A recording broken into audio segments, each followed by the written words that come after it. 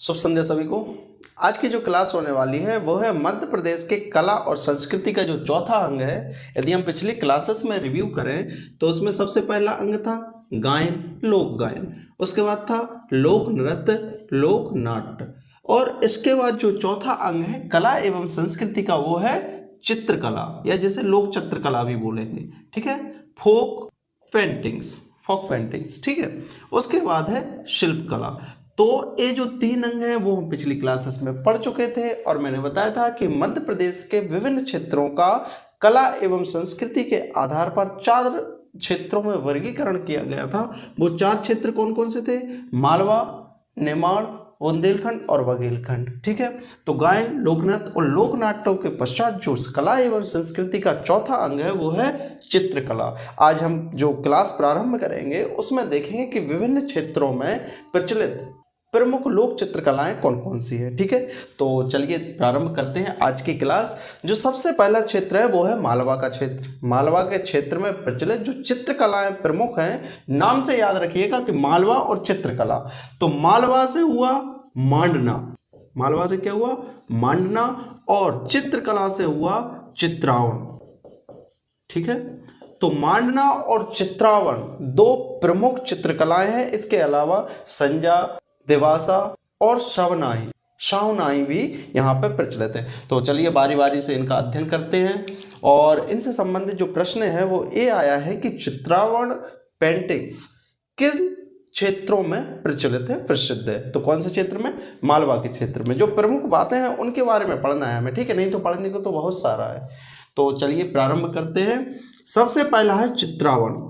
चित्रावण नाम से ही पता चल रहा है कि एक जाति समुदाय है जिसका नाम है चित्रे जाति समुदाय के लोगों द्वारा इसे बनाया जाता है, और इस पेंटिंग में विवाह के जो चित्र होते हैं, जिसमें आपने देखा होगा कि दीवारों पर या मंदिरों पर, मंदिर की जो दीवारें होती हैं, घरों की दीवारों पर अनेक तरह की विवाह से संबंधित जो कलाकृतियां होती हैं चित्रों के माध्यम से दर्शाई जाती है। जिसमें जो सबसे ज़्यादा आपने देखा होगा कि एक जो विदाई से संबंधित सीन होता है, जिसमें कि डोली होती है और कुछ लोग आगे चलते हैं शहनाई बजाते हुए और पीछे रहते हैं, और कुछ लोग उसको डोली को कंधों पर लेकर जो चलते हैं। इस तरह की जो चित्रकला घरों और मंदिरों के दीवारों पर बनाई जाती है चित्रे जाति द्वारा, उसे बोला जाता है चित्रावण। ठीक है, ये काफ़ी इंपॉर्टेंट है क्योंकि ये प्रश्न आ चुका है। दूसरा है मांडना दीपावली, भाई दूज। मांडना दीपावली, भाई दूज और धनतेरस के अवसर पर अनेक तरह की जो शुभ आकृतियां होती हैं उनको दीवारों पर, या हम कहें कि नीचे भूमि पर भी बनाई जाती है। तो आपने देखा होगा कि जैसे बुंदेलखंड में मंगल चौक बनाया जाता है, आटे से मंगल चौक बनाया जाता है, उसी तरह से भूमि पर दीपावली, धनतेरस और भाई दूज के अवसरों पर चित्रांकन किया जाता है। किसमें? मांडना में। तो चित्रावण और मांडना मालवा के प्रमुख लोक चित्रकलाएं हैं। इसके बाद जो तीसरा है वो है शबनाई। सावन का महीना, सावन से क्या बना? शबनाई। तो सावन के महीने में हरतालिका तीज पर गोबर से बनाई जाती है, और ऐसा लोग मानते हैं कि जादू टोना से बचाव करती है ये वाली आकृतियां या ये वाली चित्रकलाएं। तो घरों में चाहे आप प्रवेश द्वार पर देख लो, तो सावन के महीना में जो हरतालिका तीज होती है, इसके बारे में मैंने बताया था, हरतालिका तीज पर गोबर से बनाई जाती है, और ऐसी मान्यता है कि जो ये वाली चित्रकला है हमारे घर को बुरी आत्माओं से और जादू टोना से बचाती है। ऐसी लोक मान्यता है। ठीक है, तो ये तीसरा होगा शबनाई। आप कोड वर्ड समझिए, सावन से हुआ शबनाई, चित्रे जाति समुदाय से हुआ चित्रावण। ठीक है, उसके बाद है संजा। संजा गीत कहाँ पर प्रचलित थे? मालवा के क्षेत्र में। मैंने बताया था ना, माल भरा बरसाती में निर्गुणी हीर ले लो संजाति में। इस तरीके से जो ट्रिक थी वो बताई थी। आप ट्रिक यदि पढ़ेंगे ना तो हमेशा याद रहेगी। ट्रिक एक इतनी सुविधाजनक चीज़ है, कभी कभी नहीं तो कभी कभी नुकसान भी करती है, क्योंकि यदि ट्रिक से ही पढ़ोगे सारी बातें तब तो आप कंफ्यूज रहोगे।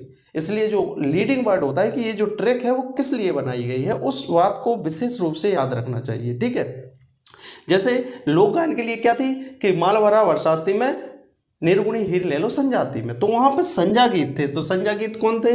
जो संजा अर्थात क्या होता था? सांझ को, शाम को जो गीत गाए जाते थे। किसमें? पितृपक्ष में।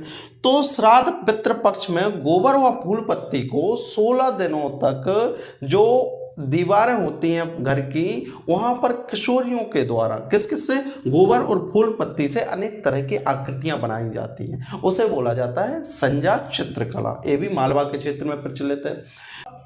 जो पितृपक्ष या श्राद्ध पक्ष आपने सुना होगा कि 16 दिनों तक चलता है, उसमें जो हमारे माता पिता होते हैं या जो पहले एक्सपायर हो चुके हमारे पितर होते हैं, पूर्वज होते हैं, उनकी आत्मा की शांति के लिए तर्पण किया जाता है। इसे क्या बोला जाता है? तर्पण। श्राद्ध, श्राद्ध बोला जाता है, सामान्यतः आपने भी सुना होगा। तो श्राद्ध पक्ष, पितृपक्ष में हमारे पितरों की आत्मा की शांति के लिए तर्पण किया जाता है। चाहे आप किसी भी पुराणों में देख लो, महाभारत रामायण में देख लो, तो अनेक ऐसी घटनाओं का उल्लेख मिलता है जिसमें पितृपक्ष के महत्व को दर्शाया गया है। आप जब देखेंगे कि रामायण, तो रामायण में भगवान राम ने गोदावरी नदी के तट पर जलांजलि दी थी। किसको? दशरथ जी को, अपने पिता को और जटायु को।